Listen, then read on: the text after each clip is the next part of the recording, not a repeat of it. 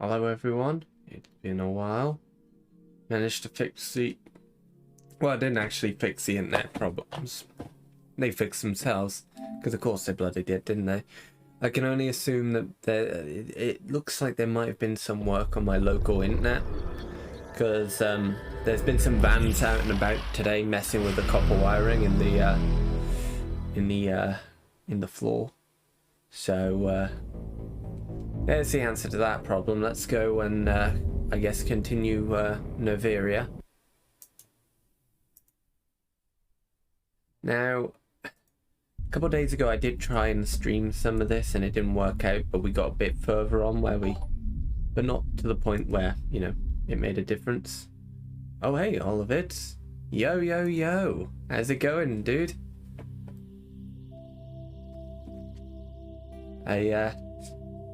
Just gonna be streaming a bit of Mass Effect 1. This is the first time I've actually played Mass Effect 1, so well, I'm right in the middle of you know, a chunk of the game, but this is the first time I've played it in general. I'm doing all right. You know, I've just finished a 6.5 hour shift at work, so weirdly, you'd think I'd be tired, but for whatever reason, I'm actually kind of pumped, if that makes sense. I don't know. I'm kind of, I'm gonna crash hard tonight, mind, but, you know, that's just the nature of the beast, isn't it? Yeah, my brother really likes Mass Effect, so it's a game I've heard of constantly, but I've never actually had the interest in playing. But my brother actually won a PS4 code for the Legendary Edition, and because he already had the PC version, he gave it to me. So I'm using that as an opportunity to finally play the games. Though I do have to say that the first Mass Effect, which we're playing now, has dated quite poorly in some areas. Like, it's still a good game, but there's a lot of really rough edges that were ironed out in future installments. So what have you been up to today? You I don't know what time it is over where you are and what you've been up to, but over here it's like 4 o'clock, 4:30 in the afternoon. And as I say, I've mainly just been working, so there's not really much going on on my end. Oh, sorry.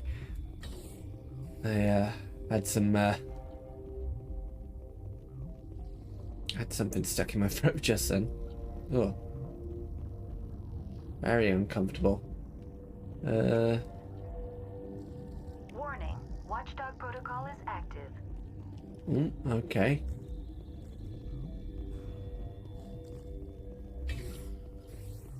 Okay, sounds good, sounds good.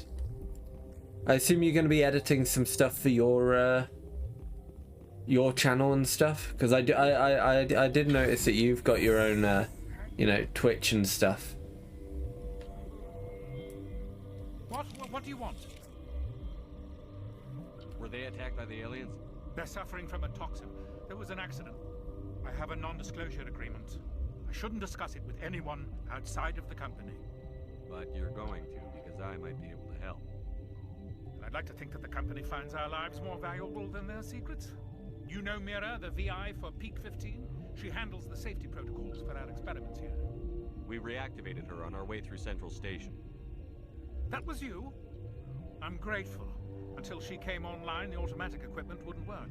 We lost the connection to Mira in the middle of an experiment and the quarantine failed. These three were exposed to a toxin, something we were working on. I understand your caution, but I need details. What you say won't go beyond these walls. It's a bioweapon, based on an exotic life form discovered on the frontier. They wanted something that could kill the creature, but there was no profit in something that kills one species on the frontier. We kept working on it and adapted it to affect more species. Thoros B is highly infectious, but can't pass from one person to another. like a biowar attack without a pandemic spread. Do you imagine that distinction makes this ethical?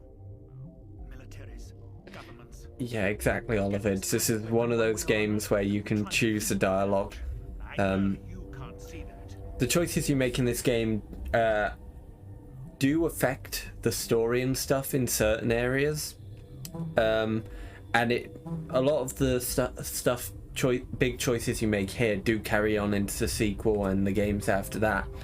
But yeah, it's really cool because this is one of the better games that does a choice and dialogue system, because it does make you feel like you are making your character. I didn't expect you to understand. Our notes and equipment are locked in the quarantine labs. Captain Ventralis doesn't want to risk more contamination.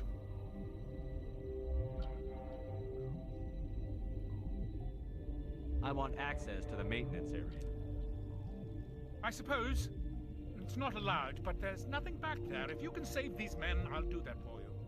I'll talk to him. Maybe I can convince him to let me try. I can't ask you to do this officially, but if you can do anything, I'd appreciate it. Talk to you later. I hope you can do something. Okay, so we got a little side quest here. Let's have a look at that first, actually. Naviria quarantine. You'll need to ask Ventralis for permission to enter the quarantine labs. Yeah, and there's a bunch of stuff. This game is actually fairly short. Like, you can get through the entirety of this game in probably about 10 to 12 hours. What? No.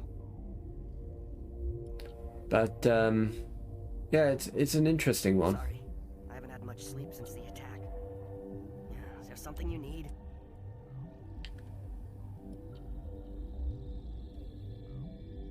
I'll talk to you later. So Remember to report any suspicious noises. the reason we're on this planet doing this story quest is basically we're hunting someone who we've discovered is involved with the main villain of the game, and she's somewhere on this planet, but a whole horde of other issues have happened on this planet, where we've had to travel to this research facility, and it's completely infested with monsters and stuff. So we've got to try and hunt down this woman whilst also fending off incredibly dangerous monsters. Let's see, I think is the guy we need to talk to through here. I think he is. Yeah, I think he's down here, isn't he? Yeah, there he is, Captain Ventralis. Something you need? I've heard about the problems in the quarantine lab. I'd like to recover the toxin cure. God, I wish we could help those guys. I really do, but we can't risk contamination now. We're not part of your defense plans. We're consuming extra rations, extra Medigel. Yeah, but you also have extra guns. All right, you want to gamble with your life, you're not under my command. I'll have the guard let you in, but he'll lock the door behind you. He'll run a full scan before he'll let you out. If there are any anomalies, you stay in there. Those are reasonable precautions. I'll radio ahead to let the guard know. Good luck. Cool.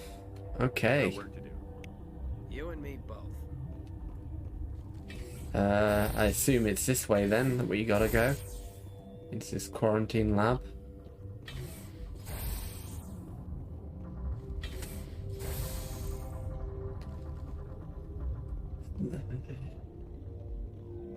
The cool thing is, I think it's this way, right? It'll be this way.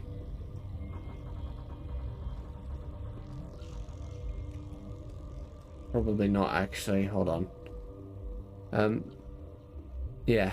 The cool thing about this game is, well, the version of the game I'm playing is the Legendary Edition version.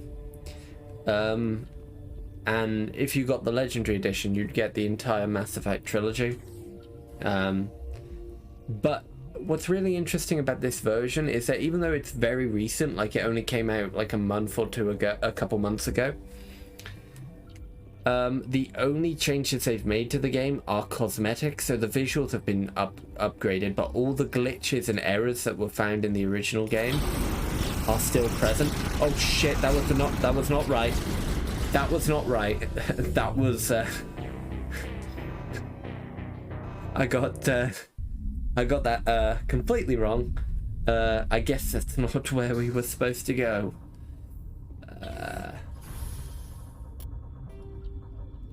Oh god, we gotta talk to the scientist again and get the quest again, because it's wiped our progress by the looks of it. To quarantine, and the quarantine was that way. Yeah. The security system completely eradicated me.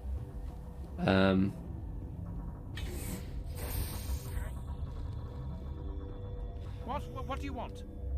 Were they attacked by the aliens? They're suffering from a toxin. There was an accident. I have a non-disclosure agreement. I shouldn't discuss it with anyone. Yep. I know. But you're going to, because I might. So this is a problem, because I died before saving, or before a quick save happened. I've got to go through all this again. As far as I know, this is only an issue with Mass Effect 1. Mass Effect 2 and 3 fixed this issue and had more common autosaving. But it's kind of shitty that they don't auto-save after you talk to someone. But then again, a lot of games of its generation did that. Discovered on the frontier. They wanted something that could kill the creature, but there was no profit in something that kills one species on the frontier. We kept working on it. This research facility is kind of fucked up, to be honest with you. It feels like you know, we're exploring a Resident Evil Do you imagine that facility. makes this ethical? Militaries, governments, they'll get this kind of weapon one way or another, and we're trying to limit the damage. I know you can't see that. Is there a cure, Doctor? A treatment? Our first priority was getting it working. We were close to synthesizing an antidote when Mira went down. Our notes and equipment are locked in the quarantine lab. Clearly that one area that I got gunned down at is not the place we needed to I can't ask you to do this go. But if you can do anything, I'd appreciate it. Talk to you later. I hope you can do something. Right, let's go talk to Ventralis again, open the door, and then we can continue on as if nothing happened. Might have to do a quick save once we talk to him, just in case, because don't really want to have to go through all that again.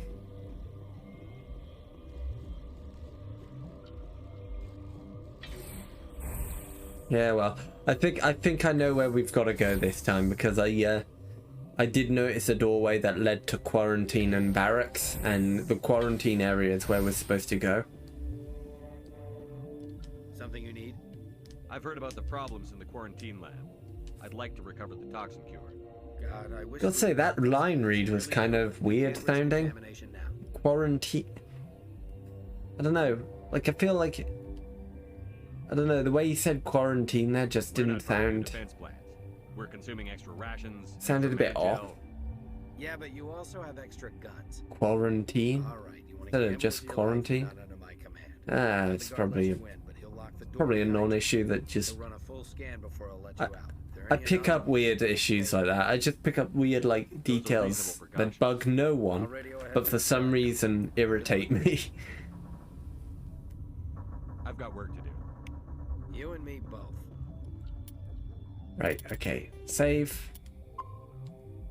There we go.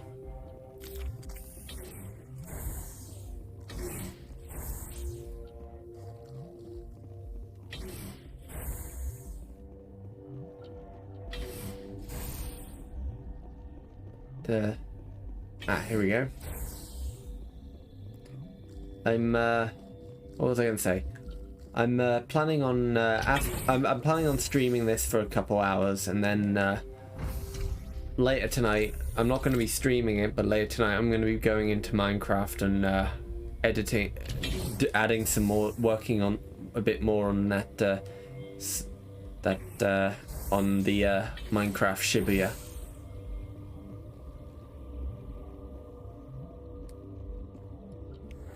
But should be a fun evening for me, at least, because I get to progress more in Mass Effect, and I get to help build something as part of a team.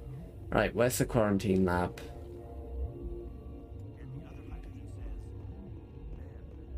To maintenance area.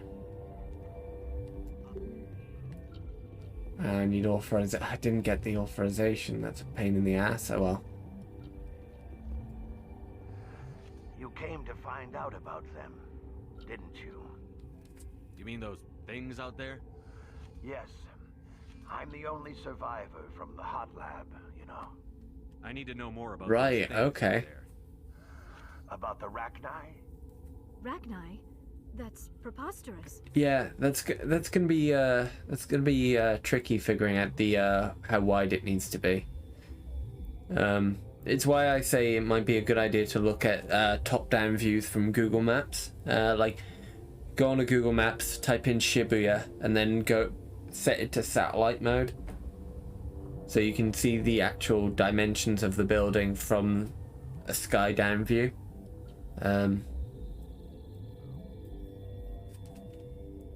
Krogan wiped them out 1,000 years ago. They found it in a derelict ship. An egg. Waiting since the last battles. They brought it here. Shut up! God, you want to get us killed? I don't have any control over who lives or dies here. Do you? If you're gonna be crazy, be the quiet kind. Crazy? I'm sane. God, am I sane? I need to know everything about the Rachni. I told you all I can. We brought the Rachni back from the dead. In retrospect, a bad decision. Not a good plan. I'll be leaving now. Yeah.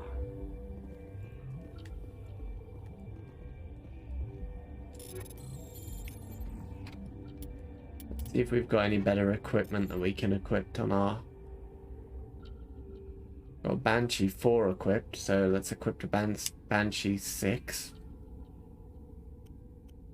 Actually, the Raptor 6 seems even better than that, so that's... Katana 6. Yep, that seems better. Don't have any better pistols, though.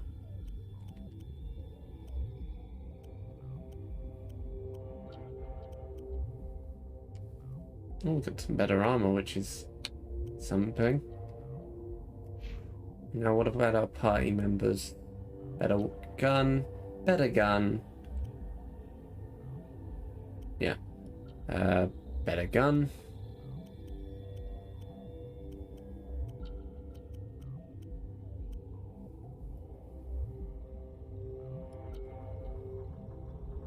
Let's see what have we got here.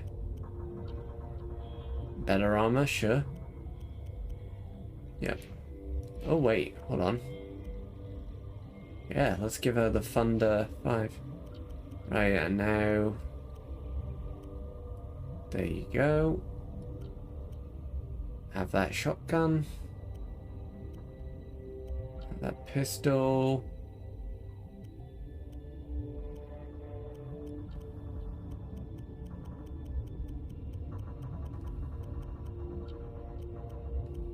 Yeah, okay, cool. Right, let's... I think it's in here, isn't it?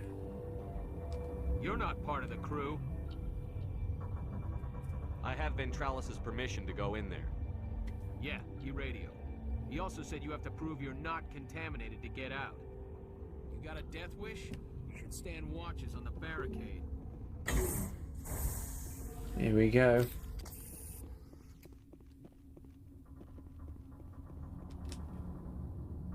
We've isolated 4 chemicals that can be combined to counteract the toxin. They must be mixed in precise quantities. As each chemical is poured, the equipment will mark the minimum and maximum amount that will work. Too little or too much will spoil the result. This looks like a job for a good old save.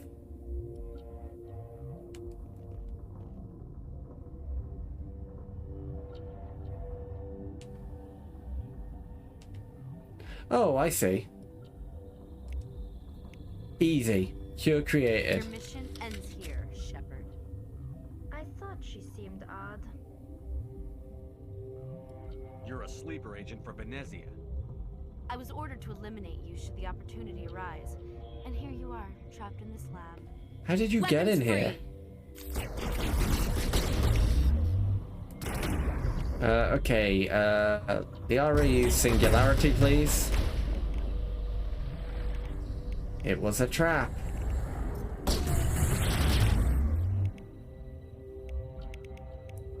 Let's just use all our abilities.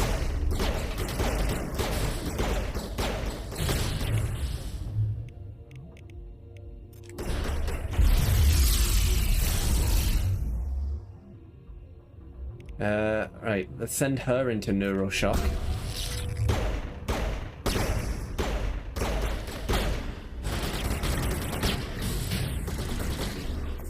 Let's heal.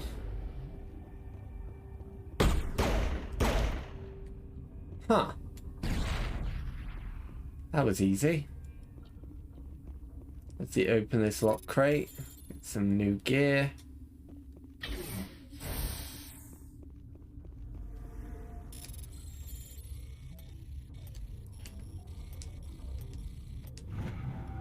Easy chest unlocking minigame.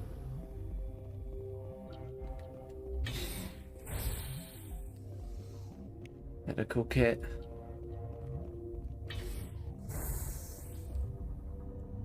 Huh. So she was... I thought last time I played this game I did talk to her. The guard, Shepard. Just for being in your way. Oh, that's how she got in. Is everyone else alive? They came out of there. You mean the inorganics the Asari had with her?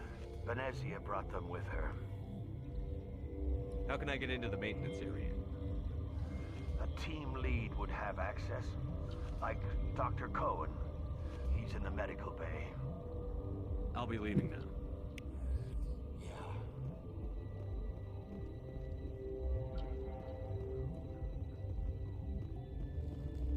Right, let's go give this cure to the doctor then. And hopefully... But yeah, I did talk to that woman last time I played. And she did seem a bit off when she was talking to me. She was giving a lot of non-answers and like a lot of like... She was speaking in a very dejected tone that was sort of giving bad vibe. Okay, it's not that one. Oh, it's this one, isn't it? Yeah. No, it's over here, isn't it? Medical bay, here we go.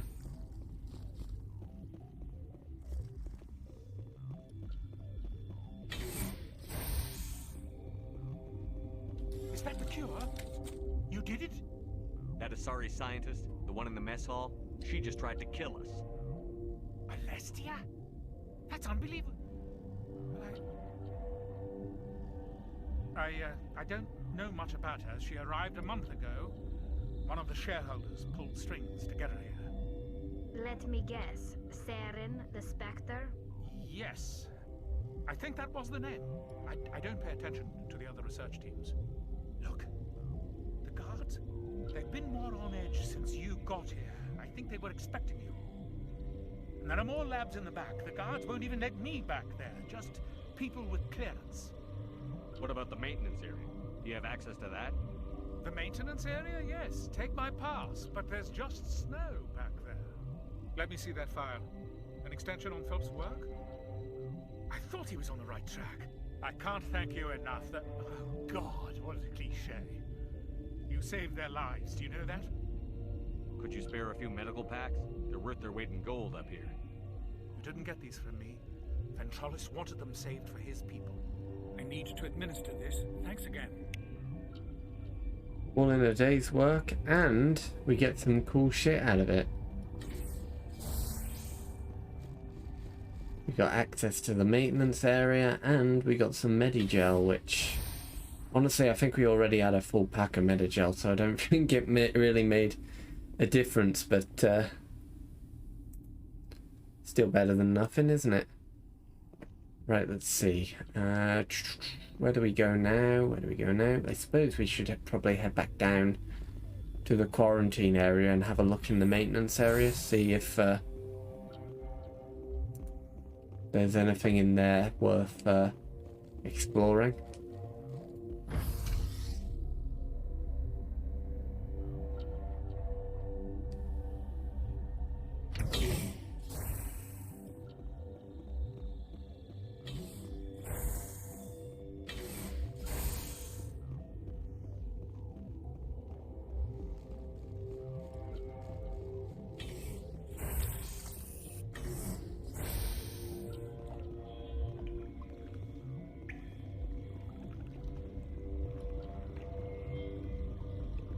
I've got a bad feeling about this.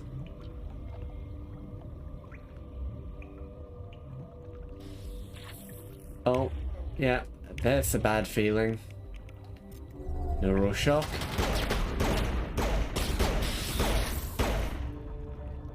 Ouch.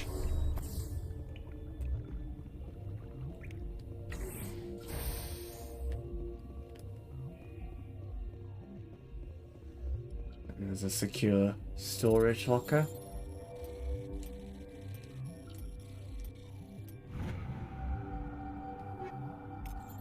Easy. Ooh.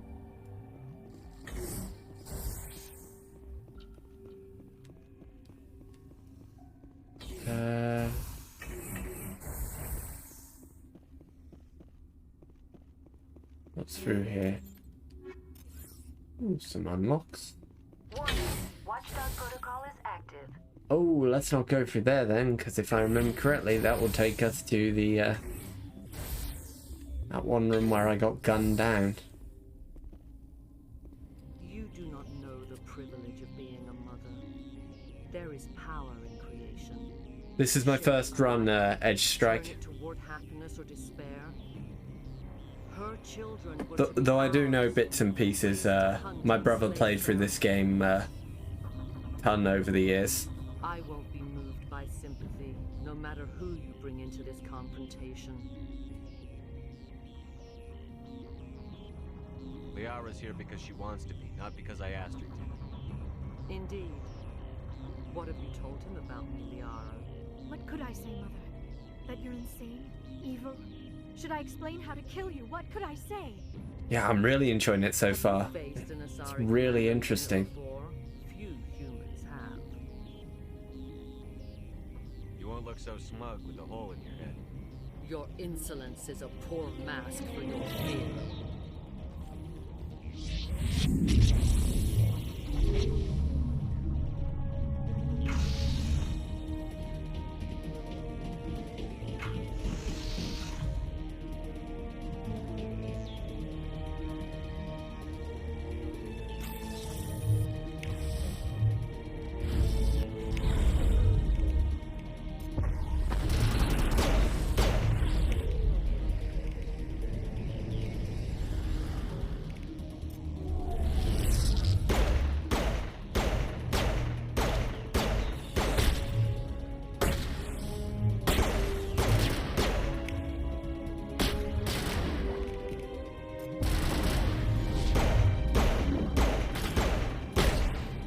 Easy.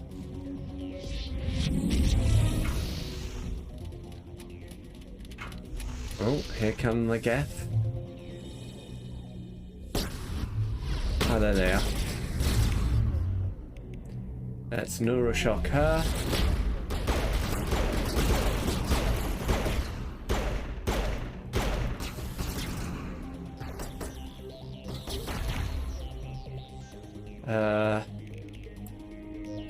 AI hacking.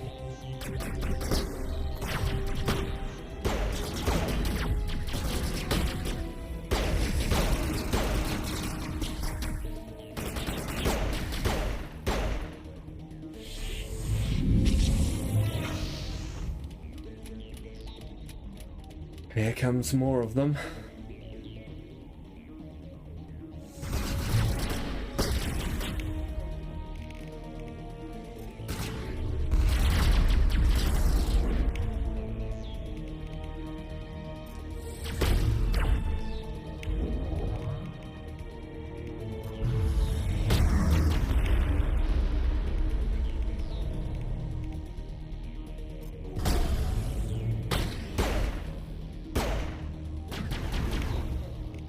Let's see, what have we got here that might... Yeah, I'm playing as engineer. It seemed like the most suitable one, because I'm going for the platinum trophy for the game. It seemed like the most appropriate one for...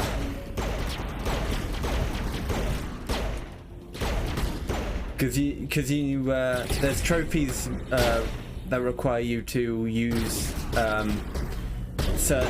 eat certain abilities 25 times, like singularity and stuff. And a lot of the guides, the trophy guides that I've seen, recommend either playing as an engineer or, I think it's adept, whichever one that Liara is.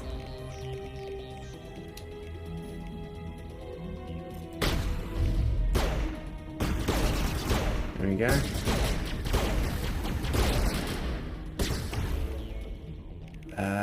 Lift.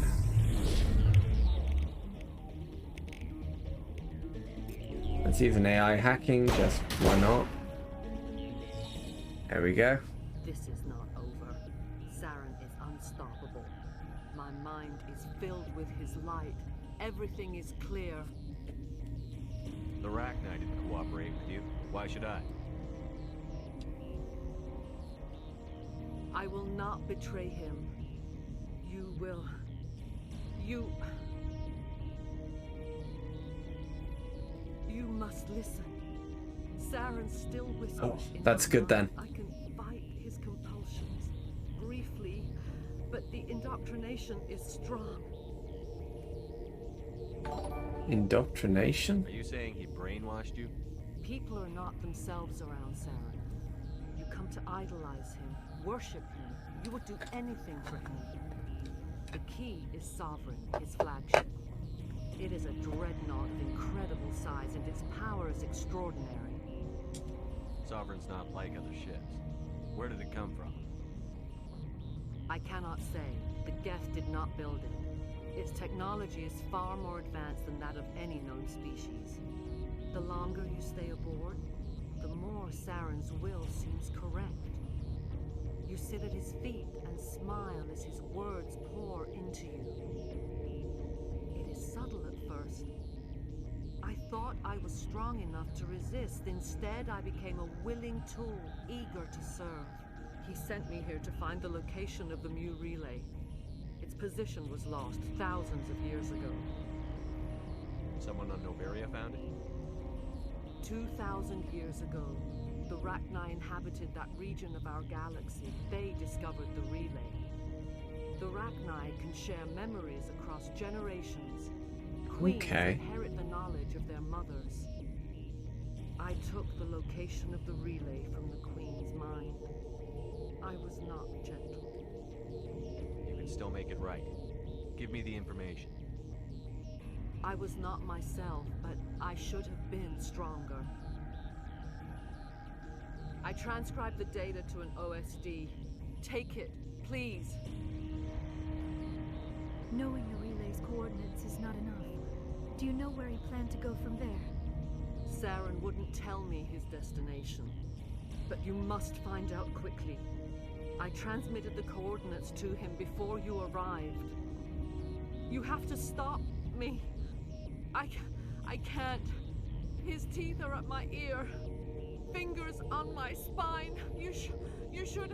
Oh, you should. Mother, don't leave. Fight him. You've always made me proud, Liara.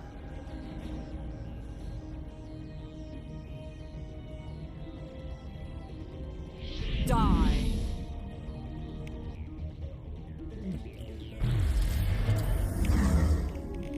This looks like a job for the good old neural... Oh, I've been Static.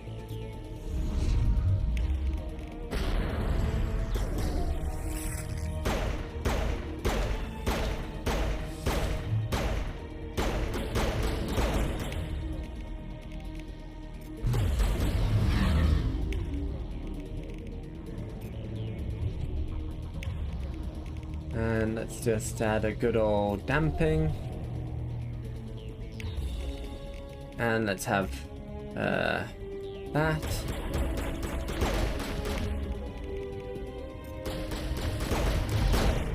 Oh shit! That was my bad. I should have paid attention to my health. I got cocky. And yeah. Thankfully, oh thank God, it auto-saved when we got to this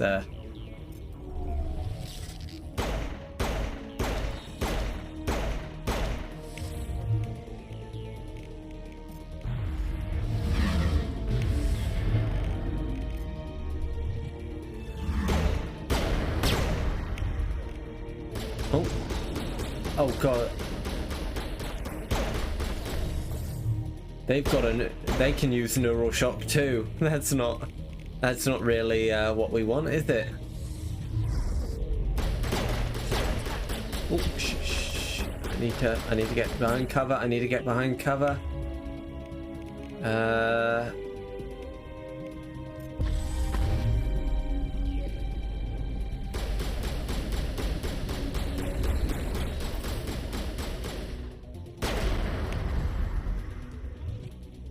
Cool. There we go. I cannot go on. You will have to stop him, Shepard. Hold on. We've got Netagel. Maybe we can... No. He is still in my mind. I am not entirely myself. I never will be again. Mother. Good night, little wing. I will see you again with the dawn. No light. They always said there would be a...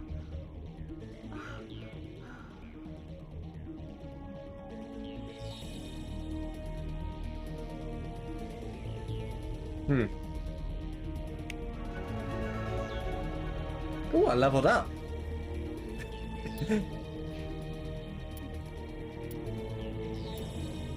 I feel like that should have been an emotional scene or something, but the music and the hammy dialogue kind of made that impossible to really, you know.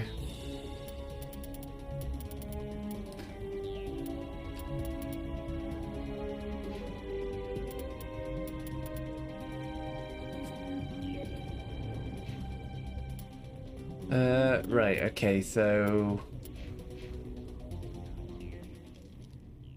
Oh.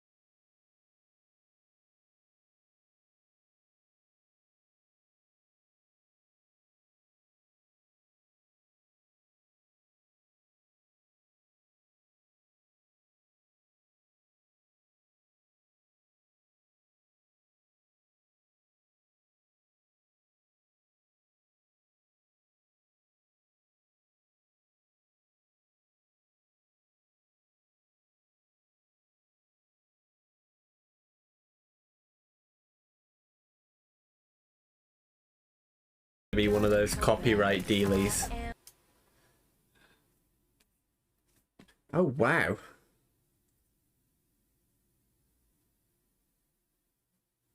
Dodgeball Academia. I will say Game Pass, for me, I think Game Pass works best with these indie style games, these indie sized games that are smaller and a lot less well known. Because it gives them the opportunity to reach an audience that's bigger than it normally would have.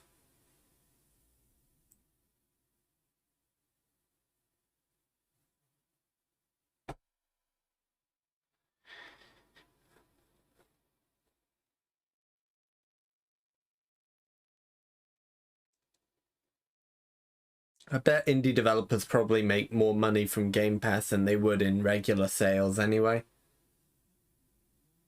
Though it would be difficult to actually tell, because if it's on Game Pass, then a lot of people are going to be more encouraged to get it through that than buy it. Unless they really, really like it, in which case they'd probably buy it to support the developers.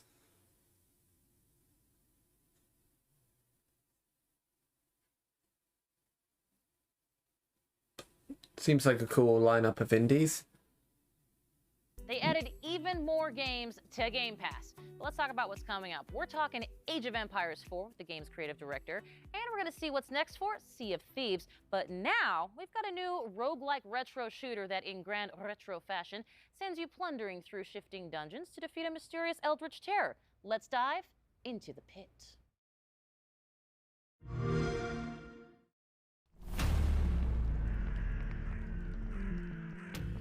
Ooh, this is an interesting art style.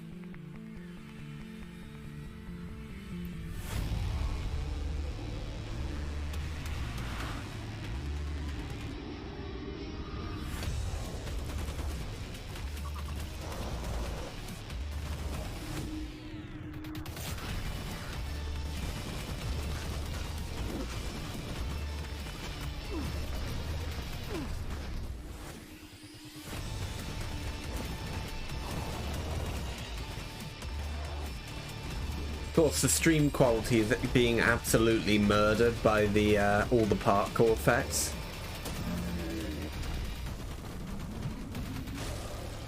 Looks cool though. Looks always into seeing, you know, new roguelikes. Ooh, comes out October 19th. That's not too far away.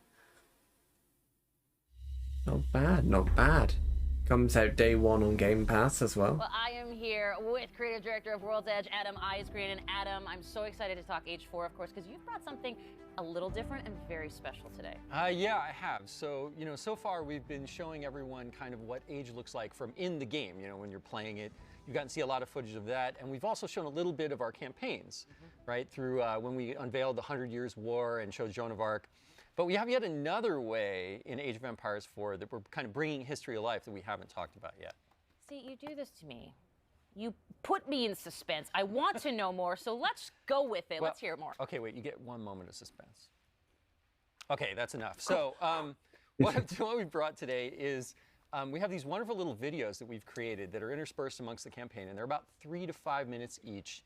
And we have over an hour of them total, and they're called I'm excited for this because I haven't played Age of Empires in deep years. Dive on certain fun subjects from the cultures we're representing and just from medieval history. Excellent. Well, I hear you've actually brought one of those segments that you're going to share here for the very first time. Yes, I have.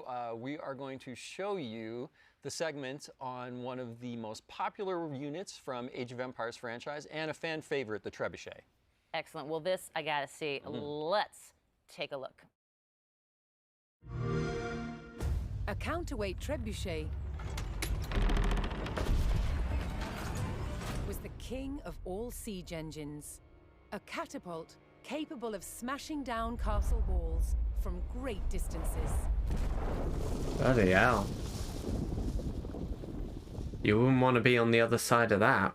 At Warwick Castle in England, they've built a replica, one of the largest in the world. We're gonna go siege Buckingham Palace. By the 13th century, trebuchets had evolved into devastatingly powerful weapons. Such a simple design, but so effective. It has several key features. A pivoted arm with a weight at one end, and a sling to hold the projectile at the other. To prime, the 6-ton weight is raised using tread wheels. So this is one of the wheels, one of two that's attached to an axle, which would lift the counterweight, weighing 6 tons. It's based on muscle power alone.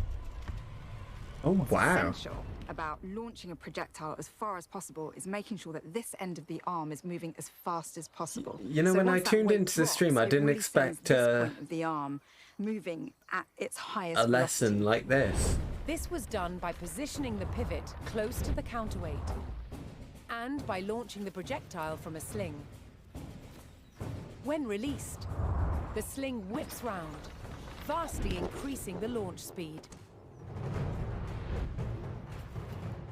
Trebuchets were carefully aimed, like modern guns. In order to weaken the castle walls or even breach them, you had to make sure that the projectiles hit the same spot every single time. For each projectile to follow the same trajectory, they all had to be the same weight and shape. To achieve this, masons used a gauge.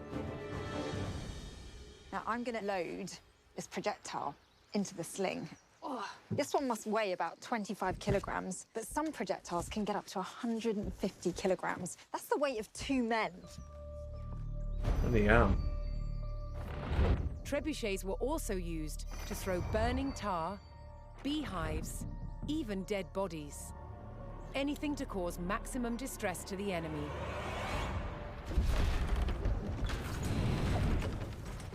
Did you hear that whoosh? You know what? Trebuchets are really bloody cool. Lethal combination of power and accuracy that made it the ultimate medieval siege weapon. Bloody hell. Oh, cool. So Age of Empires 4 comes out at the end of October. You know, definitely going to put that on my list of games to play. Don't care, because that is awesome and remarkably unique, something you don't see in games very often. Yeah, so, you know, one of the things when we were looking at what we were going to do with Age of Empires 4, there's a phrase I'm really fond of, which is history is only as interesting as the people who taught it to you. And you could say that about any subject, really, right? But I think the great thing is when you have someone that's so enthusiastic and passionate about history, it really comes across. And we wanted to be that kind of teacher for history. And there's a phrase called humanized history that I use to kind of describe what we tried to do, which is we tried to like connect past and present. And you can see that kind of in our briefings as well, where we've got like real stuff with like CG kind of overlaid to show you the history. And so for these, we really wanted to do that same thing. So ourselves and Relic partnered with this amazing group in the UK called Lion TV. And they've done production on an amazing amount of shows and documentaries for the BBC and won every award you can imagine for media. And they travel to all of these locations in all these different countries to meet with these subject matter experts and get all of this great footage on how things really worked and how things were made. And it's been delightful to kind of go through that process and, you know, get all these and finally start showing them to everyone. I love it. Now, you also, of course, you've got a bunch, as you mentioned, of these hands-on history segments. Anything else that you can tell us fans about what we can expect, looking forward to? Any favorites you got coming up? Oh, well, favorites. Oh, man. Well, I think my personal favorite is one called Medieval Surgery. Okay. And I'm going to let your imagination go with what we might show and what we might talk about in that one. Yeah. But the thing I love about them is that they go all over the place. So, you know, we've got ones on warfare and castle building and, like, how they kept flaming arrows from not going out once you shot them. And so... Oh?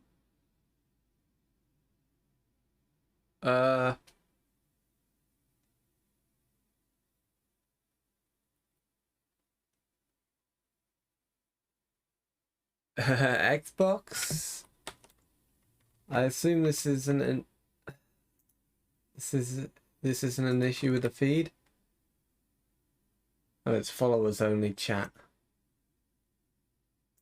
No one. Oh yeah, everyone's yeah. I guess the flaming arrows did go out.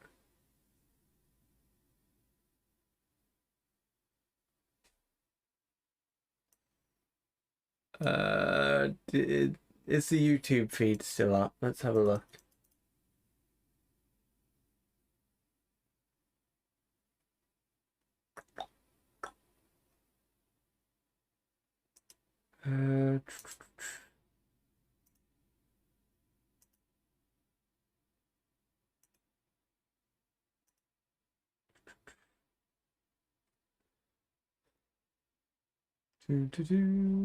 I need to find the link.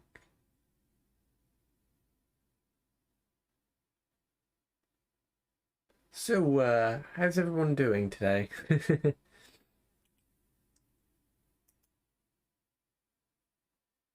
Before in a game, right? We're we're history, but we're a game, but we're teaching you things, but you're having fun. And there we go. Finding that middle ground has been really challenging. And you know, every time we've tried to show, we've shown the campaigns or we've shown these hands-on histories, I've been like, oh God, is it gonna work? Like, people gonna like this? And the great thing is so far, everyone that's really experienced the entire thing put together have just been like, wow, this is great, and it's so different and kind of cool and refreshing. So, so far so good, right? But yeah, it's been a journey, you know, to get all this done and put the whole game together.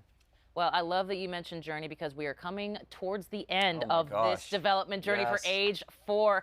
Talk to me about where people can find and learn more about Age of Empires 4. I know they're all chomping at the bit. Oh, well, you know, October 28th, we are launching the game. You can go to ageofempires.com to learn more about the title. And if you're really, really excited, right now, you can go onto the Microsoft Store or Steam, pre-order the game right now. And of course, we will be there day one, Xbox Game Pass for PC as well. So anyone that's on that can just grab the game and start playing. Nice.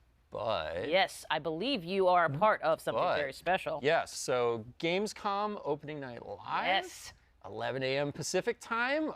There might be something Age of Empires related in there, so if you're a fan, you probably should tune in. Oh, a bit of a tease from Mr. Ice Green. Maybe. And I like it very much. Adam, thank you so much for joining us here. Always a pleasure, Kate. Always a pleasure. Age of Empires 4 looks fantastic, so I cannot wait. October 28th, neither should you. Now, we have tons coming up here today, including a new update for State of Decay 2 and an extended look at Forza Horizon 5 with our friends at Playground Games. But now, let's catch up with Paris, who's gone from flying the skies in Microsoft Flight Sim to a different kind of cloud. That's right, Kate. Xbox Cloud Gaming is already available on Windows PCs, mobile phones, and tablets. And now, it's coming to Xbox consoles. The future with cloud gaming sounds bright. What's with the telemarketing music? No running out of hard drive space, no waiting to patch, and no buying a new console just to play with your friends. See how the vision of cloud gaming will bring people together without barriers. So when I think about cloud and when I think about gaming, those two things together to me really show you the future where you can think pick about up Final something Fantasy and you can play it VII. anywhere and you could do it quickly.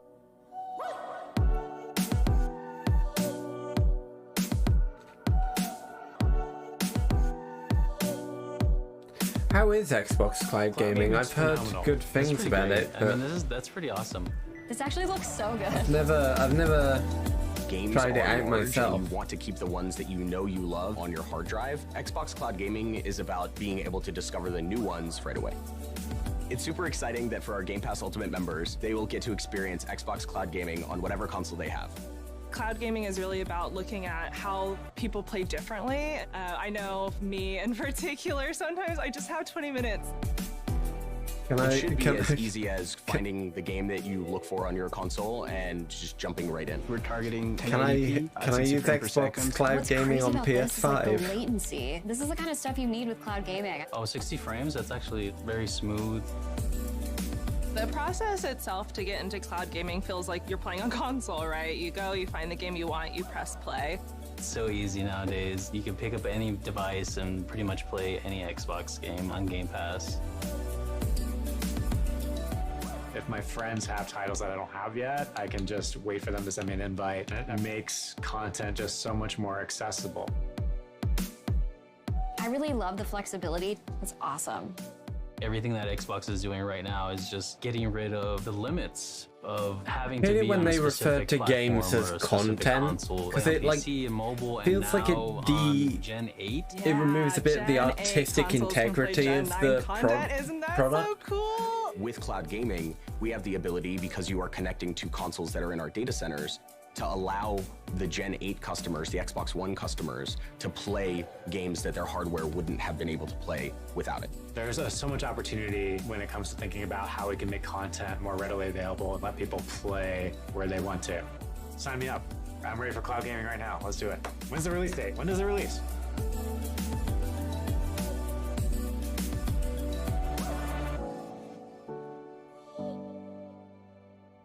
Kill.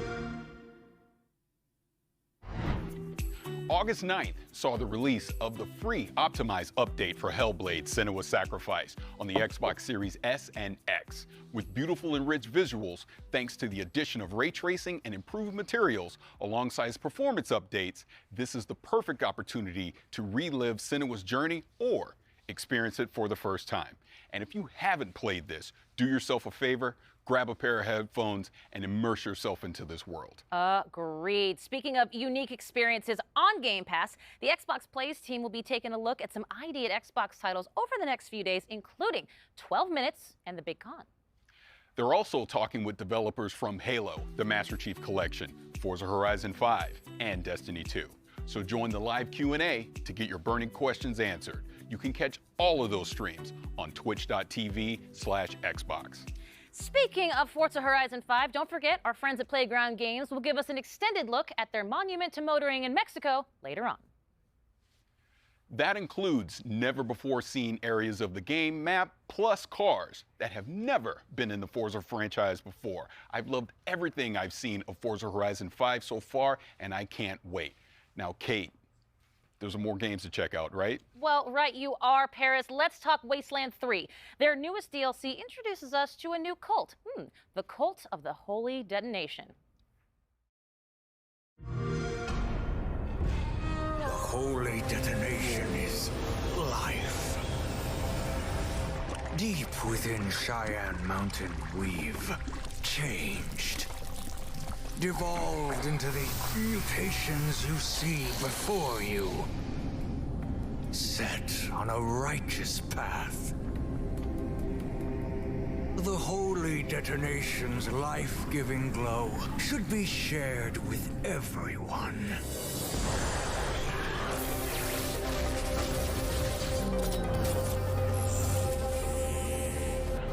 May the light of the Holy Detonation purify you.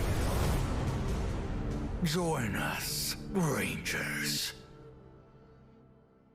I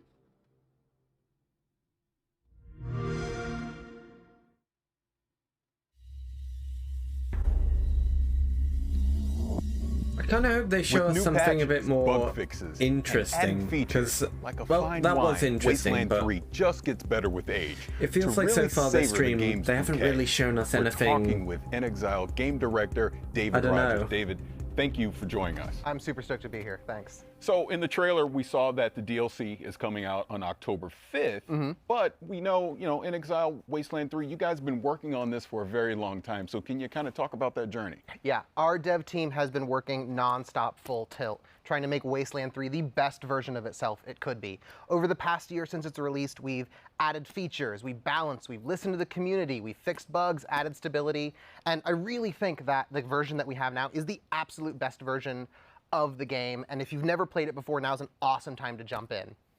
Well, congratulations on everything that you've been doing with Wasteland 3. Now, this DLC is called The Cult of the Holy Detonation. Now, talk about that a little bit. Tell me what's going to go into this DLC. What should we be excited about? Right, so you've heard of Cheyenne Mountain, right? Yes. For those who haven't, Cheyenne Mountain is this top secret military complex buried deep in the heart of Cheyenne Mountain in the middle of Colorado. It's designed to outlast a nuclear winter. And so when you hit level 16, an old friend calls you and says, hey, I need your help securing this secret military base and all the secrets within. And as soon as you get there, you find two warring cults battling over supremacy, trying to take control of the Holy Detonation, which is this pre-war science experiment that they worship as a god. And, these cultists are insane, they're mutated, they've gone totally mad, and all they want to do is share the holy radiation with you and your entire ranger team. How generous. Yeah, that sounds a lot cooler than some of the cults I may have joined in the past. But this is typical Wasteland fashion. We're really going to be able to get in there and mix it up, right? Right, right. So you and your Ranger team insert yourself right smack dab in the middle of their holy war, which, you know, what could go wrong? Yeah. And this is a Wasteland game, so you decide everything. Choice and consequence is our bread and butter. And so you decide who lives, who dies, who gets screwed over, who takes charge. You're deciding the fate of the cults, the Holy Detonation, Cheyenne Mountain, and ultimately all of Colorado. This is really your game to craft and mold. That's awesome. So the last expansion was the Battle of Steeltown, right? Yeah. You had giant robots and things like that. So, you know, what are you going to do to actually top something like that from the last expansion? Right. So we wanted like returning players to find something that they could never find in another version or like in previous versions of Wasteland 3. And so we built this as a Wasteland style dungeon crawl. And in there you find this awesome mix of mystery, exploration. You're meeting these crazy cultists who have been locked in this like pre-war time capsule, and some of the raddest boss battles we have ever been able to build in a Wasteland game. That's awesome. I want to get back to the crazy cultists, but talk to me about these big boss battles. I want to hear more about that. Right. So we took the best parts of Wasteland combat and we breathed new life into it with objective-based combat, which are basically super rad boss battles. It's no longer you're like huddling in a corner, throwing down turrets, just going on murderous rampages. It's not about killing, it's about getting the job done. And so now combat doesn't end until the mission is over. We send you on proper combat missions. You're in there breaking into prisons, rescuing POWs. You're disrupting these high-tech cultist rituals. You are splitting your fire team and coordinating like you never have had to before. Like everyone on your team has a job, and I really think this is going to take old players who know their Ranger team like the back of their hands, and it's going to make them scratch their head and really have to rethink how they go about combat and making it new, exciting, and challenging in a like mentally in a way we haven't been able to really do before with just straight up murder combat. Now, Wasteland has a reputation for getting a little silly. Right. What are some of the weird characters we can expect in some of the story encounters we'll see in the game? Yeah, with Cult of the Holy Detonation, we really got to cut our devs loose and just let them be creative and fun and silly. Like Exile's modus operandi is if we're like brainstorming and something makes us laugh, we just put it in the game. That's just how we do it, and we pick up the pieces afterwards. Because we want to make something that entertains us, and then we know if we're having fun, our fans are going to have fun along with us. And so we got to explore, like really letting you get deep into this like weird radiation cult and let you interact with them and talk with them and tell stories and like maybe even join them. And so like for instance, one of the characters you meet, one of the first cultists you meet is this slathering beast. He's got like claws and fangs and spikes jutting out, and he's drooling, but he's like the nicest guy in Cheyenne Mountain. Like you meet him and he's like, hey guys, you should like come in here and like soak up some of these rads, it'll be great. And he Sherpas you in and lets you meet the whole cult. And another one of my favorites is the Proteus. He's what you get if you took like 20 cultists and you like melted them into a big pile, kind of like I would do this with like a magnifying glass. I would like melt like army guys and like GI Joes into a big pile, and he's wet and sloppy and gross, and he's hard to understand, and he needs a translator supposedly, but he's like your #1 fan. And getting to build like this totally out there wild extreme character was a ton of fun to write for. It's a ton of fun to like explore like what makes this cult tick, and he's an absolute blast. Hell, even some of the weapons that you find in Cheyenne Mountain, they're devolved cultists. Like there's one guy and he kind of devolved into this like vomiting bagpipe creature, and he has this real like kill me vibe about him. But we get to play with these fun body horror themes that let us jackknife between sort of like dark and serious and like goofy and funny, which is a line that Wasteland really loves to ride. But they're talking way too much about them, and it's but you know like, it's the Wasteland. They're talking about stuff, but none of it's of any actual now. We talked substance. before. You've been working on Wasteland 3 for a while. There's already expansions that are out there. But say I'm a new player. Say I'm watching this right now and I'm like, man, I want to get into Wasteland 3. What would you suggest for new players wanting to get into this? And like I said at the top, like Wasteland is like the best version of itself right now because of all the work we've put into it over the past year. And so you can get the whole thing with the Colorado collection. That's the base game plus Cult of the Holy Detonation and Battle of Steeltown, all for a discount. Or if you have Game Pass, you already have Wasteland 3. Just download it and play it, and then you can get both expansions with the expansion pass. That is awesome. Now, to kind of recap this a little bit, we've talked about, you know, spewing pus bags and these weird characters and the cults and the boss battles and all these really cool things that are going to be in Wasteland 3. But please remind everyone before we get out of here, when can you pick up this DLC? Right, this Work of Passion, it comes out on October 5th. And we're really stoked. That is awesome. So this is the Cult of the Holy Detonation. Cult of the Holy Detonation coming October 5th. David, thank you so much for joining us. Thanks, Barish. Appreciate it. All right. In the 3 years since its launch, Sea of Thieves has played host to some incredible crossovers, including unique ship sets inspired by games like Battletoads, State of Decay, Halo, and more. Today, we're excited to announce a brand new special event that will award players an all-new ship as a part of the latest wild crossover heading to Sea of Thieves. Better yet, this event begins tomorrow. So get ready to make some mayhem, and let's get our first look at this very special ship.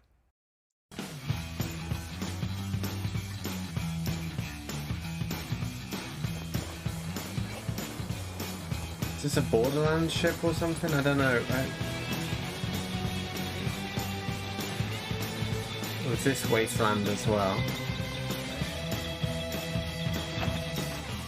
Yeah, it is Borderlands. Cool, that would have been really cool 10 years ago. Guten Tag, everyone. Really cool to be a part of this all-digital Gamescom event.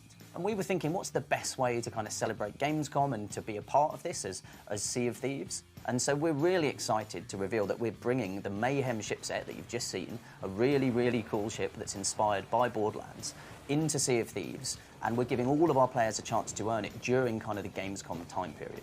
So it's been really cool to work with the Borderlands team to bring this ship to life and giving all of our players the chance to earn it as part of this live event that we've cunningly titled Mayhem. You might notice the link. So you can probably guess the kind of activities that are involved, but if you head to Lorena at any of the outposts in the Sea of Thieves world, she'll be able to fill you in on the details of what you need to go do to earn this ship set.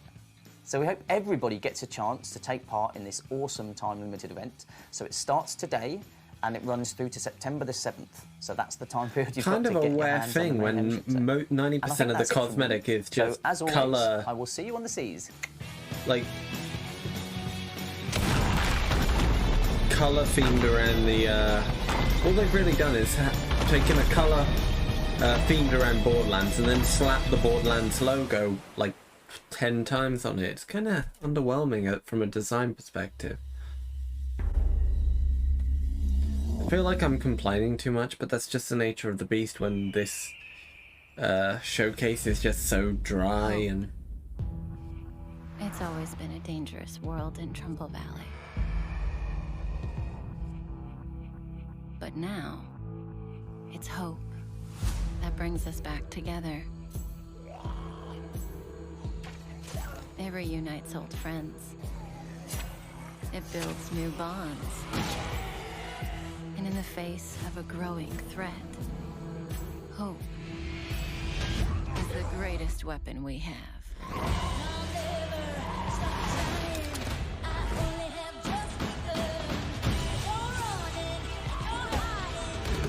Oh god, this is probably another just muting it a second just because I have a feeling this is probably a copyright song as well.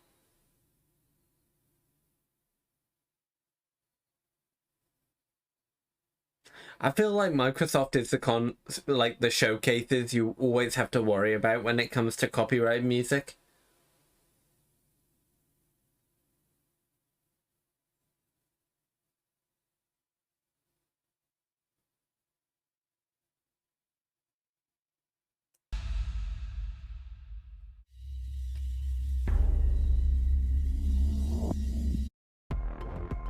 Just like zombies themselves, it seems everything old is new again in State of Decay 2.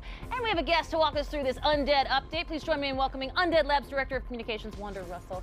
Hello, Wanda, how are you? Hello, I'm great. It's great to be here, talk about the Homecoming update releasing on September 1st. We are very excited to get this into players' hands. You are indeed. So let's talk about the Homecoming update. Obviously, we are coming back to Trumbull Valley. We were there for Heartland, the update, back in 2019. Talk to me about the differences, and I'll sit right here and listen because you're adorable. So Heartland is the story mode within the game, but it's a very linear, narrative-driven experience. You know, players couldn't move their communities there player.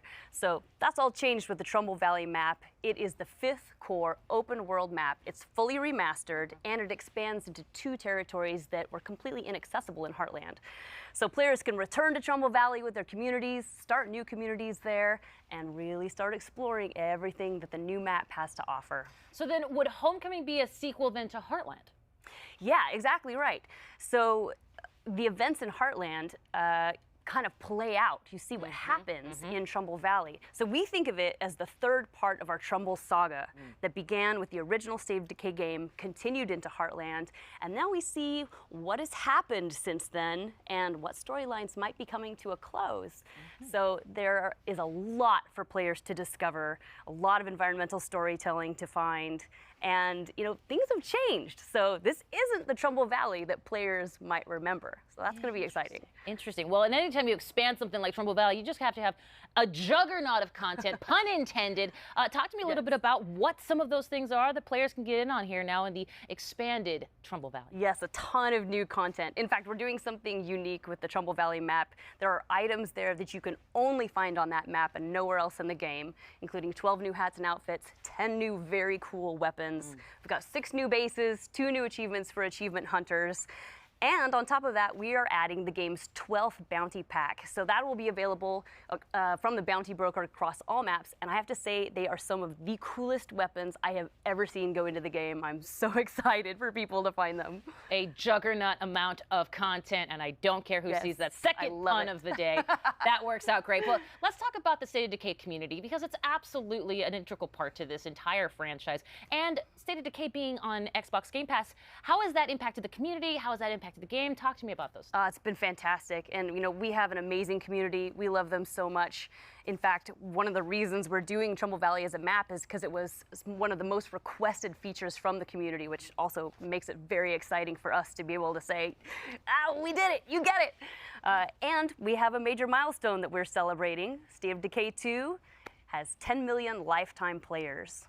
10 million lifetime hang your hat on that. I absolutely love that. That really grateful. Incredible, amazing news. Congratulations to you and the entire team at Undead Labs, man. Fantastic work. Well, speaking of Xbox Game Pass, let's give me the deets one more time when it comes to the update. So the update releases September 1st. It's a free update for all State of Decay 2 owners, and it's included with Xbox Game Pass. Happy homecoming. I love it. Thank you, Wonder, very much. My pleasure. Now we move from Trumbull Valley to the Lost Valley of Akria. This mystical location trades zombies for ancient warrior clans, forgotten temples of long-dead god kings, and a healthy dose of hack and slash. All this awaits in Strayblade.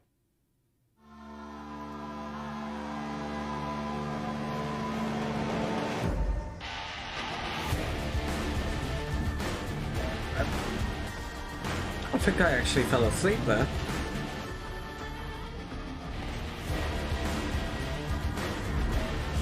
I'm so sorry.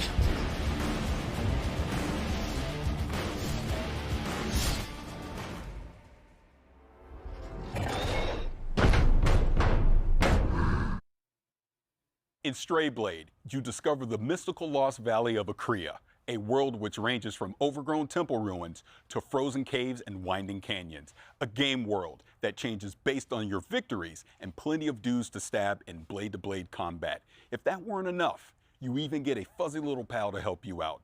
Between the epic fights and this small guy, there's clearly a lot going on here. So let's hear more from Point Blank Games about Strayblade. Hello everybody, I'm Leonard Kausch, Game Director at Point Blank Games, and today I will show you Strayblade.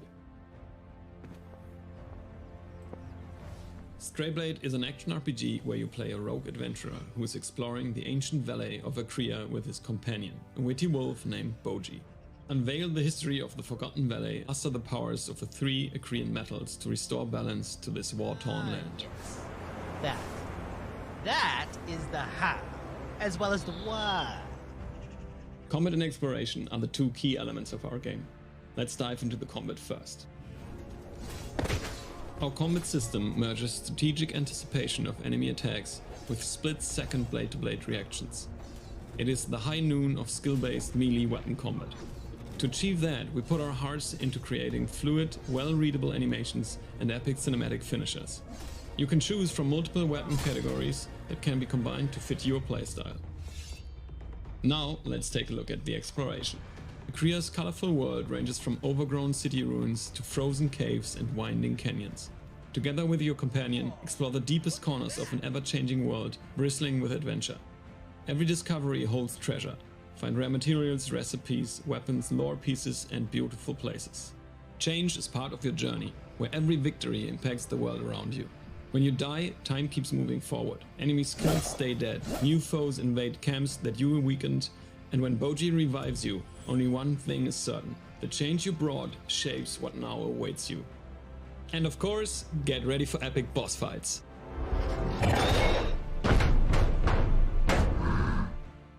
We hope you enjoyed the first look at Strayblade, which will be out next year. And keep an eye on our social media channels for more information.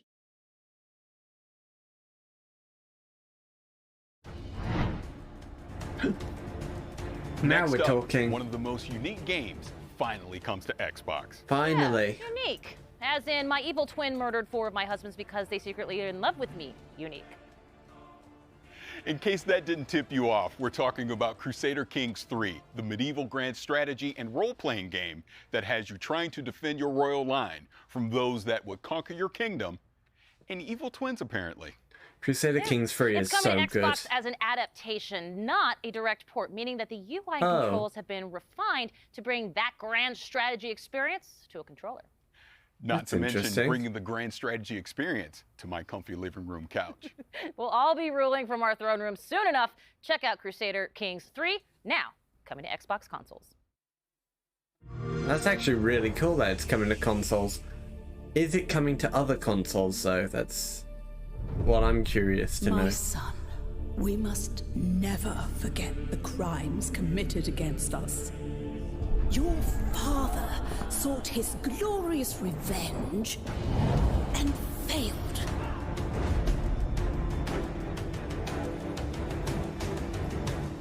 He never understood that the greatest wars are won with weddings, not warriors. With daggers, not swords.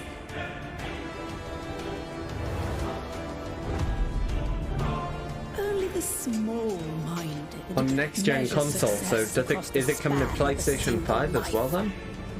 The real game is played across generations. You see, real strategy requires cunning.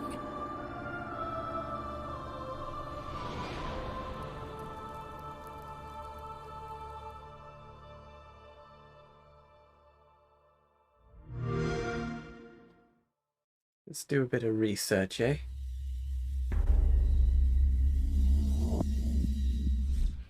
Crusader Kings 3 is wild. You really haven't lived until you've made an 8-year-old the King of England. Well, it's nice to have hobbies. We've all gotten into some weird stuff this past year. Weird like diving into people's brains and exploring their mental universes projected into a psychedelic 60s wonderland kind of weird? Exactly that kind of weird, which means I am so excited for Psychonauts to finally get a sequel. It has been so long. There really is something special about Psychonauts, isn't it? There really is indeed. Now, think about this. 2005, when Psychonauts originally came out, was a different time for gaming. Most of the biggest games that year, we're talking Resident Evil 4, Battlefield 2, Call of Duty 2. They were great games, for sure, but they were all big, beefy shooter games. Meanwhile, Psychonauts yes, had Resident humor, Evil 4. whimsy, and surprisingly heartfelt Big. moments. It was an oasis of color and humanity in an era when games were increasingly turning grimy, dark, and combative. Not to mention having some deceptively deep character moments.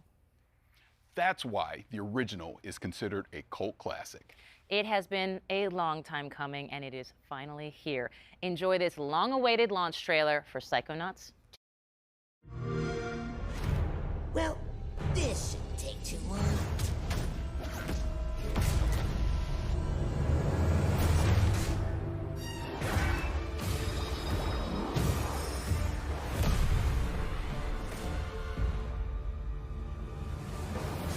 With psychic powers, he dives into your mind.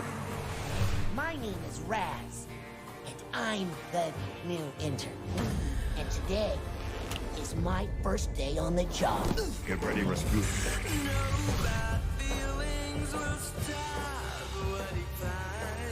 Did you forget everything I taught you about levitation, Rasputin? I'm not supposed to check out equipment to interns. You did what? Can't we just... No. Quit picking on the new kid. We were all new once, in case you forgot. I've got eyes on the target. And I've got eyes on me. All I see is another unruly peasant. Oh boy. When men do misfires, turn the world on its side.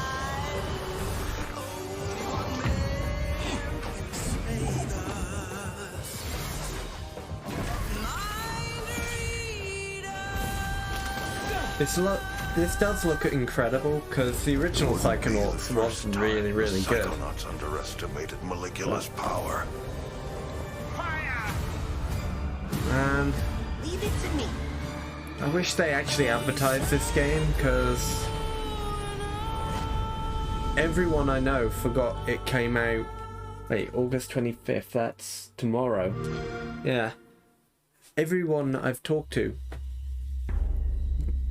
No one knows that it's coming out tomorrow.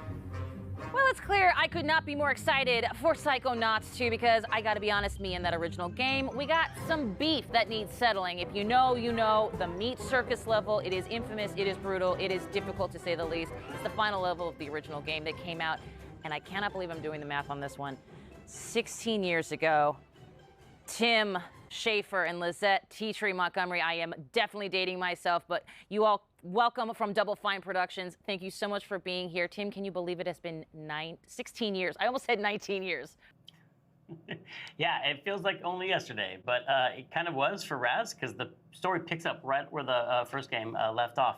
And even though it has been a lot of years, it's a game that matters a lot to us. We really love it here at Double Fine, and we know that a lot of fans, it meant a lot to them. And so we really want to be true to the spirit of the first game, which we were able to do because we brought back a lot of the same voice actors, and we also have a lot of people on the team here that worked on the first game, as well as bringing on a bunch of new people like Lisette. Thank you. It was really important for us to carry the legacy forward, especially the cool style of Wonk that is very prevalent in the first game. Style of Wonk. Just put it on a shirt. I'm in there for it. Let's roll it back a bit. Of course, this can be a kind of a trippy idea if you're not familiar. Psychonauts, they still jump into people's minds, I'm assuming, like the first game, right? So if a Psychonaut sort of dove into my brain, it would be like a lot of Ted Lasso quotes and French Bulldog memes. Am I correct, Tim? Yeah, that's what's fun about a Psychonauts game is that all the levels are different, just like every person is different, based on their personality. If you could jump into someone's mind, what would it look like in there? What would be the color of the sky, and like who would the monsters be? And in Psychonauts, you get to do that because Raz has the power of astral projection. And when he goes in, he gets to fight those monsters and help people deal with their nightmares and wrestle with their inner demons. And so there's a ton of variety, and there's a lot of anything goes. We can go to any location, we can have any art style, and coming up with new levels for the second game was really fun to do. Well, I loved it from the first game, certainly. Let's talk a little bit about how that kind of concept expresses itself in the game world. I mean, Psychonauts 2 has got it all over the place, I'm sure. Yeah, it was really important for us to carry forward the unique brain worlds and unique levels from the first game and the unique style as well. So we were really focused on how we could bring forward that style in Wonk and also bring in new levels and enemies. Now, of course, it wouldn't be Psychonauts without new mental demons, and I'm sure it's happening in Psychonauts 2. What does this mean? Does it mean basically is that we're finally able to slap COVID anxiety in the face? Well, I don't know if you get to slap anxiety in your face, but you definitely get to slap some panic attacks, and COVID definitely caused a lot of those. In addition to panic attacks, some of our old enemies have also come back. Our sensors are our favorites, and they are definitely here. And in addition to that, we also have our doubts. And some new enemies. There's our lovely sensor.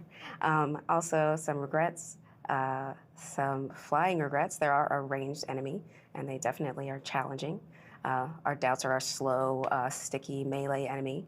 You're also seeing our enabler here. He energizes our whole combat troop. So we have a whole cast that you can battle and fight with. Including the new bad mood. Including the bad mood. Which is... It's an electric storm of feelings that you have to fight. Now, for those who haven't played the original, available now on Xbox Game Pass, by the way, wink. Tim, why is Raz so good at rummaging through brains? Raz is, he has some very special skills. He has two whole sets of skills, one being the acrobatic skills he learned growing up in the circus. He can balance on tightropes, jump on trampolines, swing on trapezes, and that helps him navigate and get around to all kinds of interesting places.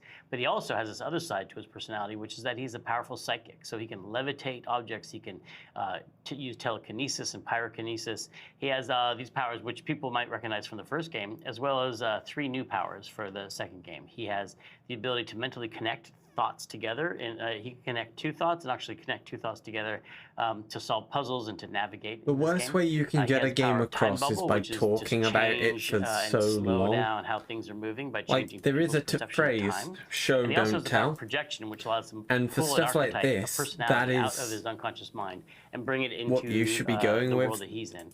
Like a Nothing companion these in guys are battle saying, or in nothing puzzle solving. that Tim here is But let's saying talk about the story is for a second, because interesting as me at the all. original Like, I Psychonauts, we already saw like Raz Psychonauts, and, training to be I'm part of sure an I'll organization, and now love perhaps he's Psychonauts part of a too. whole organization at this But point. nothing And are they're there talking other about brain here agents, other Psychonauts makes me out there want to play the that game maybe more. grew up in a If that completely makes sense. different circus?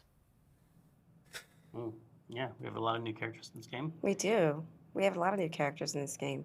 As soon as Raz arrives on the headquarters, he immediately gets introduced to the interns. And the interns quickly tell him and show him how he fits into the organization. The bottom. They're right down at the bottom. Yeah, so earn his way back to the top again. He's no longer the coolest kid in summer camp. And much to his chagrin, his entire family, his entire embarrassing circus clothes wearing family comes to visit him in front of all his new friends. And so the interns find out that he's the awkward middle child of a circus family. Each one of them has their own quirks and foibles, and some of them are even psychic. And so a lot of their story gets told in this game, including their backstory and how it relates to the foundation of the Psychonauts themselves. Well, I like that. And of course, as you might know already, I'm sold. But you, of course, already knew that. When can myself and the rest of the world exact some beefy, meaty revenge? You can get back to the beef and play Psychonauts 2 on August 25th on Xbox Game Pass and PC. There it is. Lizette, Tim from Double Fine, thank you so much. And you know what? Extend a huge congratulations to everyone at Double Fine on the launch of Psychonauts 2. Thank you so much. We're very excited. Thank you. And you can catch more of Tim Schafer and ask him those burning questions about the newest game in the fan favorite franchise in our Xbox Play stream tomorrow. But first, we're going from cleaning out mental cobwebs to cleaning up alien planets in this supremely satisfying 4K 60 trailer for The Gunk.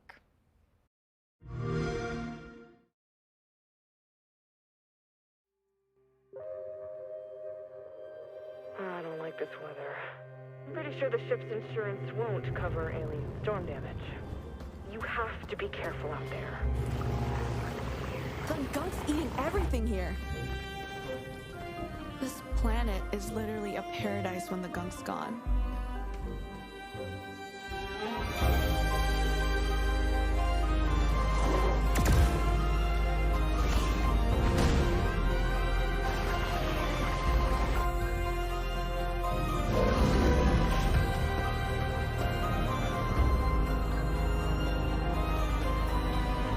Bex? Oh, please, Bex.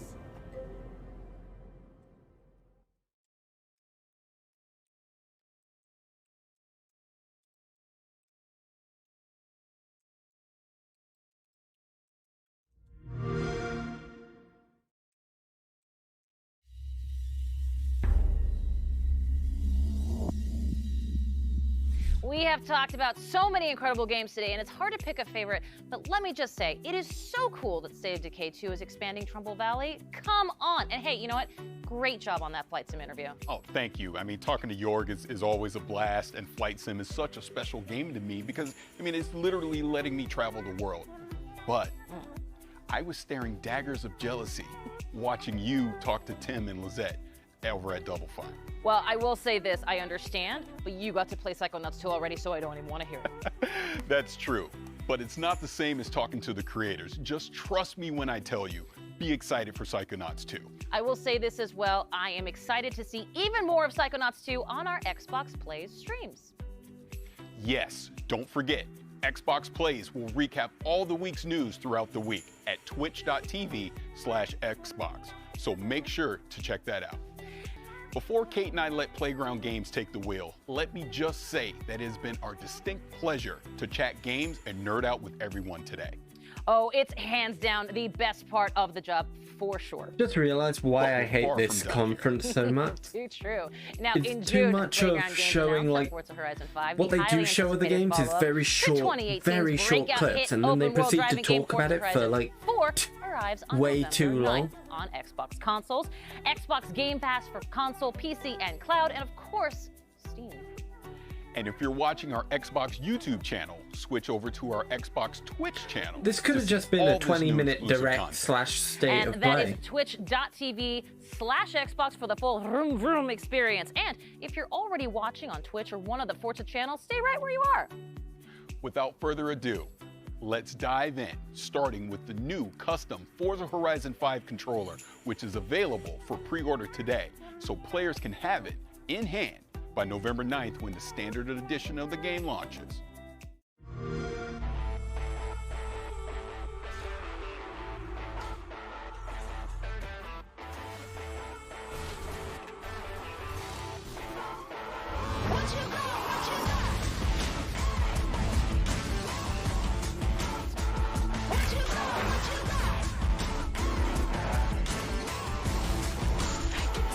I genuinely think I should have just stayed playing Mass Effect. I should have just continued playing Mass Effect. But oh well. We make mistakes.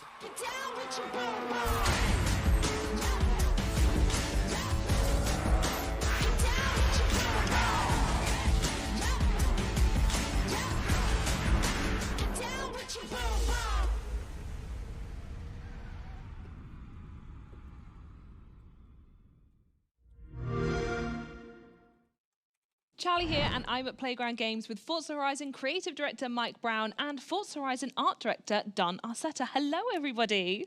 Hi, everyone. Hi, Charlie. Hey, Charlie. Hello. How cool is this? That is stunning. Look at that. Well, we obviously just saw a really cool video about it, and I'll be the first to say there is an amazing influence of Mexican car culture and music literally splayed right across the front. Isn't that right? Absolutely. It just feels like it's a part of the Horizon Festival, like it's just dropped out of the game into your lap. Absolutely. Absolutely love it. And there's so much we do want to show the fans, and it's been quite difficult to decide where to start. So can you maybe tell us a bit more about the game, Mike? Sure, Yes. So Forza Horizon 5 is bringing the Horizon Festival. Hell, don't show. Seems to be the mentality they're going for here. They even Players are use gonna the set word out across show the largest, and most tell. diverse open world we've ever built in hundreds of the world's most beautiful and exciting cars. Yeah, and people think that Mexico is just a desert or a beach, but there's so much more to it, isn't there? That's right. Even though it does have pretty awesome beaches and a number of amazing deserts, it also has vast canyons, hidden temples, awesome, beautiful historic cities, and even a towering snow-capped volcano, the highest point we've ever had in a Horizon game. So you've talked about how Forza Horizon 5 showcases powerful, all-new graphical features, but what more can you tell us about that? So yeah, our Mexican HDR sky captures really illuminate the world to the point where you feel like you're really there. And thanks to the Xbox Series X and S, ray tracing is utilized in Forza Vista to really make our cars look more true to real life. You'll encounter the smallest of details as you travel throughout the world, all rendered in striking realism. Oh, that's such an exciting overview. I cannot wait. And next up is something we know that Forza Horizon fans have definitely been waiting for the most. Mike, what exactly is that? Yeah, that's right. We are about to reveal the cover of Forza Horizon 5, featuring the incredible Mercedes AMG 1 and the 2021 Ford Bronco Badlands. Should we take a look? Let's do it, yeah. Yep, that is a car.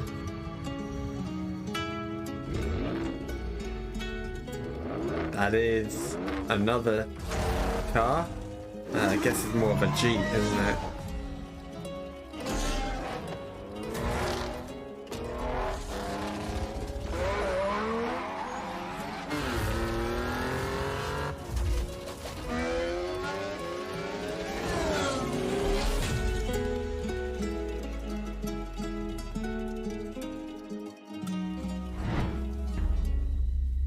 another like 10-20 second long clip. Now for them to talk about stuff now, those more are two for very 30 different ways minutes. to explore Mexico. So what I want to know is why those two cars were chosen and what players can expect when they get behind the wheel. Yeah, so those differences are exactly why we chose them. The Mercedes-AMG 1 marks the first time a car features Formula One hybrid technology almost one-to-one from track to the street. And with the 2021 Ford Bronco Badlands, that's primed for rugged off-roading across Mexico's vast terrain. And I'm certain people can't wait to see more of what these cars can do in the game, so I don't think we should keep them waiting any longer. Mike, can you tell us about what we're about to see next? Yes, so in a few moments' time, we'll be kicking off a Forza Horizon 5 Let's Go stream, and everybody should check that out for a big deep dive into loads of new content and features from Forza Horizon 5. But before that, we have 8 minutes of brand new gameplay where we're going to see both the Mercedes AMG 1 and the 2021 Ford Bronco Badlands. And in typical Horizon fashion, we are going to see active volcanoes, cars jumping out of cargo planes, and a race under beautiful Mexican skies all the way to the Horizon Festival. Should we check it out? I think we should.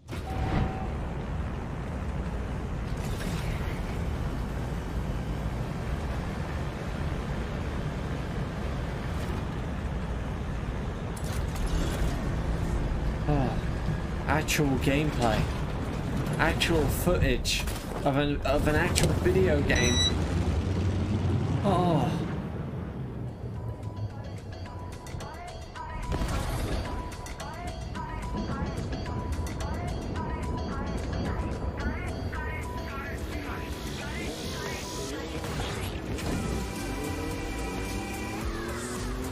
Bienvenidos a Mexico.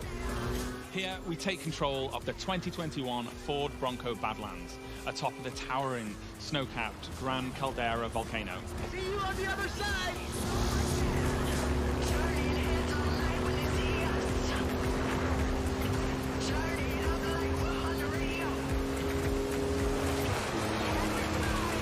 Follow that car! Past me!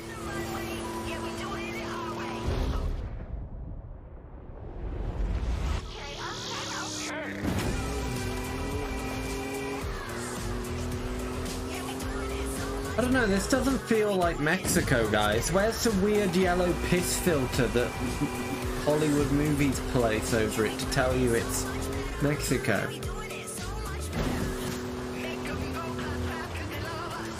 Nah, this game does look good. Forza's always a good time. And this looks like it's gonna keep up that consistency when it comes to quality.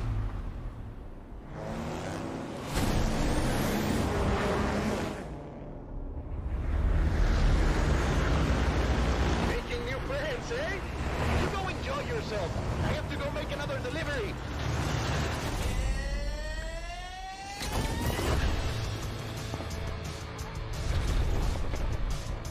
This is probably like the intro, like, yeah, this is probably like what you play through in the intro of the game. Like in the previous game, in Forza Horizon 4, you played like through all So the now we see the seasons. 2020 Corvette I Stingray bet this tearing up is the like asphalt how towards a dust storm in the Forza Mexican Horizon farmland. 5 will start. Like this is probably the first like Track the storm. Tú sigue adelante. a very scripted sequence. Man.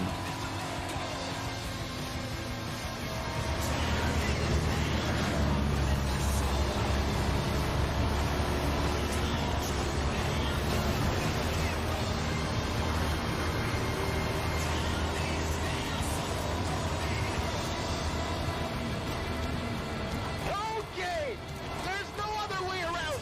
We've got to go through it. I didn't know Mexico had this much greenery. Then again, I don't have a good knowledge of geography when it comes to the Americas. For the eye of the storm.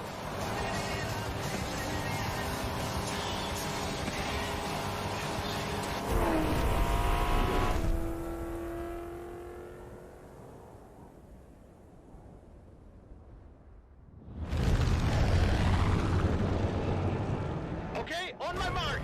5, 4. 4 now, that's fine. This could get a little rough.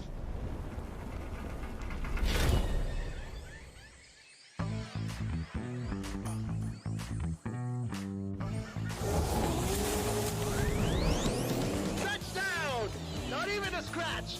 The jungle awaits. Next up is the Porsche 911 Desert Flyer, crashing through the dense jungle tree canopy. Flamingos!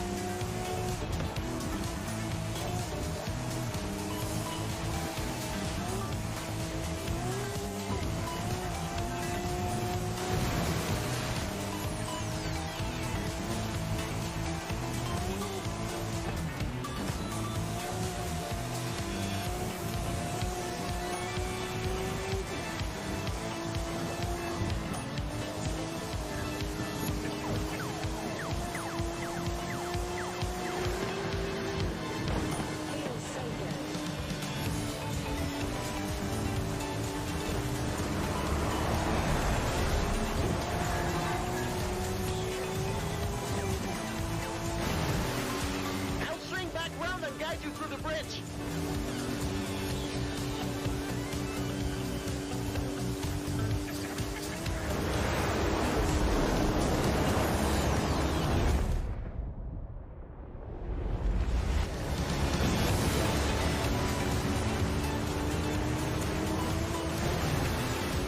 ¡Qué maravilla! You're not gonna believe your eyes when you see this. Keep going.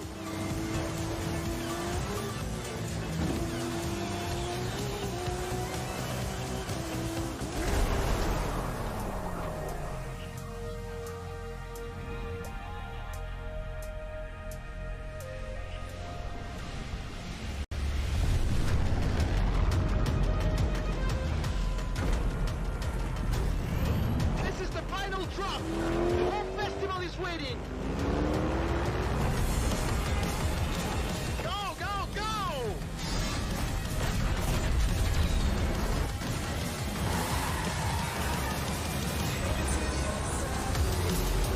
What do you say? First to the festival wins? Vámonos! And on the final leg, we have the stunning Mercedes AMG 1 at full speed across Mexico's sun-baked rocky coast. Guys, like this looks cool and all, but I feel like showing the scripted intro sequence of the game isn't a good idea when showing gameplay for your new Forza game. Like, show us the actual like challenges, the stuff you'll actually be doing regularly in the game. Oh wow. I will say the environment looks, well, I want to say it looks great, but it's difficult to actually gauge it when you're looking at a 1080p feed on a 4K monitor.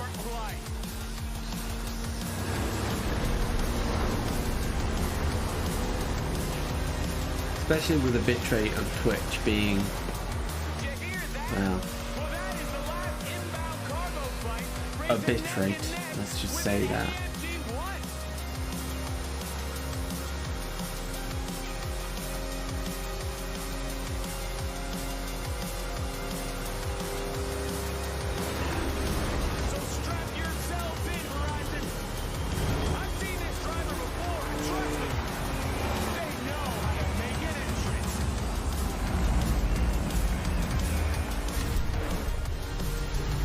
Yeah, it looks like a video game.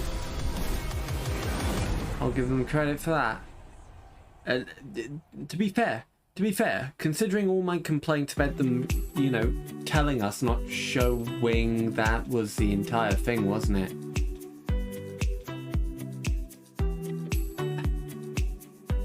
Well, at least they ended it with gameplay footage. Kind of a bit of a wet fart, that.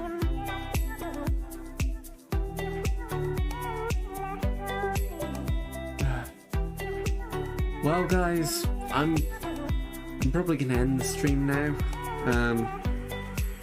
Kind of a letdown, that. I don't think they showed any, like, they showed games that look good, like they all looked good, but the problem is they didn't actually show them. They gave you like a 10 to 20 second long little trailer at the start, and then they talked about each game for like 10-15 minutes each, and by the time you got to the end of it, nothing they told you was anything new or of substance. It was just boring padding that it felt like an hour and a half stream that was just